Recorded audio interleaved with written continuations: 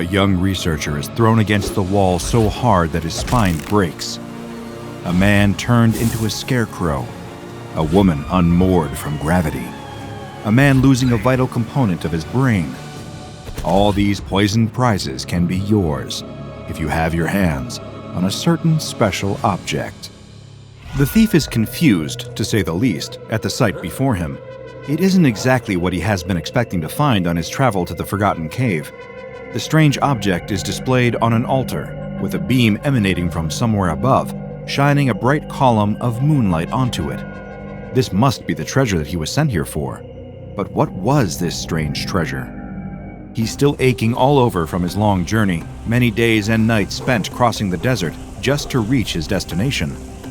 All around the cavern are precious stones and gold coins, jewelry and riches beyond the thief's wildest dreams, and it's all his for the taking, just as long as he fulfills his promise to the strange, decrepit old man he met at the entrance of the cave. The thief steps closer to the altar and examines the object the old man told him to recover. Upon hearing the word lamp, the thief had been picturing an ornate oil jug with a handle and spout, not this thing. The thief had never seen an object quite like it. It's a tall, thin neck that winds upwards from a flat, circular base. The top looks like the hem of a dress, but far smaller and made from green glass. It's a lamp, all right, but not as this thief would know it. He lifts it up to get a closer look and notices something, an empty space beneath the stained glass lampshade. It looks like there's a part missing. Nearby, he comes across another curiosity, a rounded, almost perfect sphere of glass with an elongated protrusion terminating in a metal connector. It seems like it would be the perfect fit for the vacant port on the lamp. So, figuring out how to affix the two, the thief attaches the light bulb to the lamp. To his surprise, the bulb begins to glow a light blue. Cautiously, he places it back down and backs away, uncertain about what is about to happen next. A sudden plume of blue smoke erupts from the lamp, and the thief ducks for cover, thinking the object has exploded. But there's no loud sound, no flames, and this prompts him to peek out from his hiding place to see a mysterious figure emerging from the cloud. It looks to be an older man, hovering above the ground, not legs, but a tail of the same smoke as the rest of his body. Now the thief recognizes what's going on. He's grown up with stories of creatures almost exactly like this one, and it fills him with a rush of excitement. It's a genie. He can remember as clear as day tales about genies. They are mystical wish-givers, imprisoned within lamps and then bound to the person who discovers them. Once it emerges from its slumber, a genie will then offer whoever freed it 3 wishes. Hey, you there. You gonna hide all night? Come on, kid, let's get this over with. What'll it be? The genie asks rather brashly. The thief approaches the smoky, translucent figure and immediately knows exactly what to do. He's already thought of exactly what to ask for, the wish that can free him from his life of stealing and poverty. "Genie, I wish for you to make me rich," he says. As soon as he's finished his sentence, the genie vanishes, leaving the thief confused. Surely he still had another 2 wishes. He's startled as the light bulb he had affixed to the lamp suddenly explodes, for real this time, with a spark and a shower of small glass shards. Before the thief can so much as call for the genie to return and demand that it explain itself, he feels a sickly churning in his stomach. Something is very, very wrong. After a few short moments of violent and painful sickness, the thief lays dead on the floor of the cavern. If one from a more advanced period of history were to examine him, they'd find the thief's body exposed to an extremely large overdose of vitamin C, enough to kill him. The genie had made him rich. It just goes to show the old warning to be careful what you wish for is always applicable, especially when you find yourself making a wish from SCP-4035. Although it might look like an unassuming table lamp from the outside, within it stored an ancient entity who also happens to be wildly unpredictable, and a bit of a jerk, to be completely honest. Anyone examining SCP-4035 will notice the first odd thing about it fairly quickly. The lamp itself is rather unremarkable, composed of a simple iron base with a conical lampshade above. Its pattern-stained glass sports a number of shades of green, and overall, it looks like the type of lamp you might find at a grandparent's house, or a distant elderly relative who always tells you just how much you've grown when you visit every 5 to 10 years and whose home decor hasn't changed since the mid-1970s. But the first of SCP-4035's many strange properties is that it doesn't actually seem to work. Closer inspection of the lamp itself will reveal that it doesn't actually have any electrical components whatsoever. There's no wiring running through it, no cable leading to a plug that can be affixed to a wall socket, no switch, nothing. Except for a standard light bulb socket. So naturally, anyone coming across this seemingly useless table lamp will feel compelled to find a light bulb and see if the thing actually works. That's when things get even stranger. Light bulbs placed into SCP-4035 will indeed illuminate, despite the lack of electricity powering the lamp. There won't appear to be anything unusual about its functionality at first, other than the bulbs inserted into SCP-4035 will produce a blue-tinted light. But surely that's just because of its ornate stained glass lampshade, right? Wrong. Shortly after placing a light bulb within SCP-4035, that's when he emerges. Who is he? Well, the Foundation knows him as SCP-4035-1, but for the sake of brevity, let's just call him the Genie. Emerging from the lamp will be an entity that seems to be gaseous in its composition, lacking a tangible, physical form, and instead appearing to be incorporeal, almost like a ghost, or a man made of vapors. This being has been described as having the characteristics of a middle-aged, balding man, looking to be somewhere between his 40s and 50s. Whenever he appears, the Genie always looks the same, always sporting a patchy brown suit coat. Beneath, however, he has no visible legs, and in their place is a cloud of blue gas that emanates from the lower body of SCP-4035-1. As soon as SCP-4035-1 appears, he will strike up a conversation with whoever placed a light bulb in the lamp that contains him. Now, you might be forgiven for perhaps predicting how the next interaction typically plays out. After all, you've seen Aladdin. A genie appears and offers to grant the person who discovered its lamp 3 wishes. However, the person making the wishes has to be very careful with how they word their requests to the magical entity. One wrong word, and they might find themselves suffering some unforeseen consequences. Or perhaps it unfolds like other myths and fables involving genies. The wishes are granted, but they come at a terrible, maybe even fatal, price. Well, you'd be almost right to expect something like that from this genie, but let's just say that SCP-4035-1 doesn't exactly enjoy doing things by the book. The genie introduces itself, usually under some randomly selected false name. Some favorites of his during past encounters have included Bobby, Spiff, Danny Fry, and Josephi Krakowski. Now you can see why just calling him the Genie is a lot simpler. Anyway, after he manifests, SCP-4035-1 won't offer 3 wishes, but instead offers to sell a product to whoever placed a light bulb in SCP-4035. Attempts to ask the Genie to elaborate on the product being offered are usually met with an evasive response and little detail being revealed. Once the person or subject talking to SCP-4035-1 responds, the Genie then, in effect, grants their wish.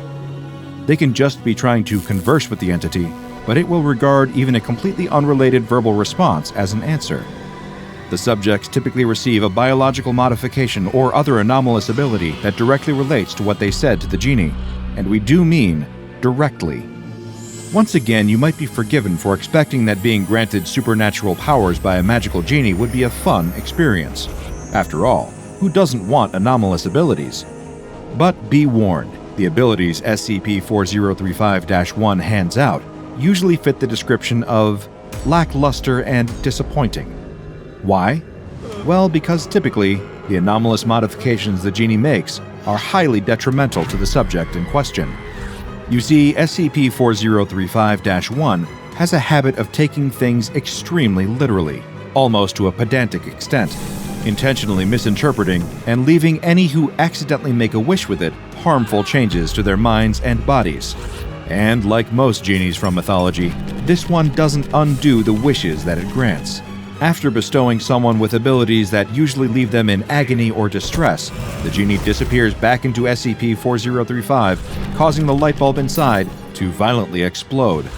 Should someone attempt to replace it and get the Genie to reverse whatever horrific change it has made, its voice will emanate from the lamp and yell, "Sorry, kid, no refunds." But how bad could these abilities possibly be? Well, to find out the answer, You only have to take a look at a select few of the numerous tests the SCP Foundation has done involving SCP-4035. Dr. Bannock, at one point in time, is assigned to be the head researcher in charge of conducting experiments on SCP-4035. The approach he takes is sending members of disposable D-Class personnel to interact with the lamp and Genie, then record the results. The first test unfolds as follows. The subject, a D-Class with the designation number D4088, is sent into the containment chamber that houses SCP-4035. Dr. Bannock instructs him to place a light bulb in the socket and request telepathic abilities from SCP-4035-1. However, as the Genie emerges, its sudden presence startles the D-Class, and he makes an expletive exclamation that we won't repeat. It was words to the effect of, "What the heck is this?" As a result, the Genie grants D4088 an ability that relates to the sentence he said, and to call it particularly unpleasant might be something of an understatement. You see, because of a certain word the D-Class had used, the Genie gives him the ability to identify the chemical composition of what we'll refer to as waste. The fact that he can even identify what kind of creature said waste comes from does little to make D4088 happy with his newfound power. Dr. Bannock is forced to refine his experimentation strategy following this bungled first attempt. In the lead-up to the second test, he informs the next D-Class candidate of what exactly they will be facing when they enter the chamber, so as not to be caught by surprise at the sight of the Genie. As a result, the second D-Class subject repeats the process of activating SCP-4035 and calmly repeats the request for telepathic abilities that he's been told to ask for. "I'd like to be able to read minds." Unfortunately, his wording means things haven't exactly gone according to plan. Testing with this subject reveals he hasn't developed any telepathic abilities. Disappointed, Dr. Bannock has the subject released back into Foundation incarceration alongside his fellow D-Class prisoners. However, several weeks pass, and it soon becomes apparent what ability this inmate has been granted. He encounters another D-Class, one of many pulled from maximum security prisons around the globe. This particular inmate has a tattoo on his forehead of a few words in Chinese. However, to the former test subject, these phrases appear to have been translated to English and read, "Cuban butter mustache." When he reveals the mistake made by his fellow inmate's tattoo artist, the subject is attacked and beaten up. He had, however, gained the ability to read minds. He can understand any form of writing on the forehead of a living being. A little time passes, and Dr. Bannock finds himself still struggling to get SCP-4035-1 to bestow any worthwhile abilities to test subjects. The Genie just seems to take everything far too literally, interpreting every wish with no regard for normal speech and colloquialisms, even disregarding the safety of the person making the wish. Dr. Bannock conducts yet another test, sending a member of D-Class to speak with the Genie and telling him to wish for muscle regeneration. The D-Class places the request with SCP-4035-1 seemingly without issue. However, then comes the next part, testing whether this new anomalous ability actually works the way Dr. Bannock intends. The subject of this latest experiment is intentionally injured. As this happens, his body appears to rapidly change. His muscular system swells up and multiplies, increasing from its original size. A successful test, right? Well, it would be, if the rapid muscle regeneration actually stopped. Before long, the D-Class test subject's muscle tissue is almost 250% bigger than its original size, making it much bigger than the rest of his body too.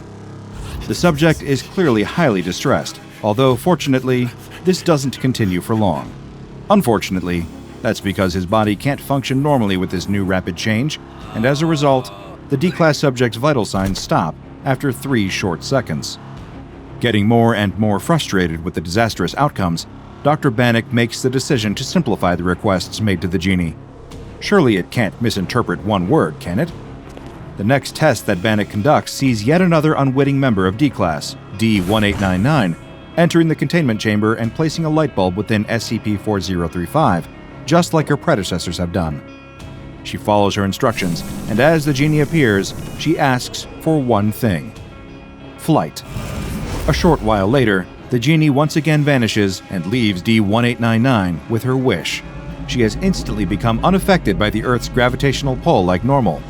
Within seconds, she is floating above the ground, as if experiencing the zero gravity of traveling in outer space. That certainly sounds idyllic, doesn't it? After all, who doesn't wish they could fly? To be granted the unique opportunity to view the majesty of the world from high above. Just one problem, though: getting back down. D-1899 quickly realizes, as does an agitated Dr. Bannock, that she isn't in control of her newfound flying abilities. She can't alter her direction or return back down to ground level at will. She's stuck, floating in the air, only able to affect her trajectory by propelling herself off of solid structures.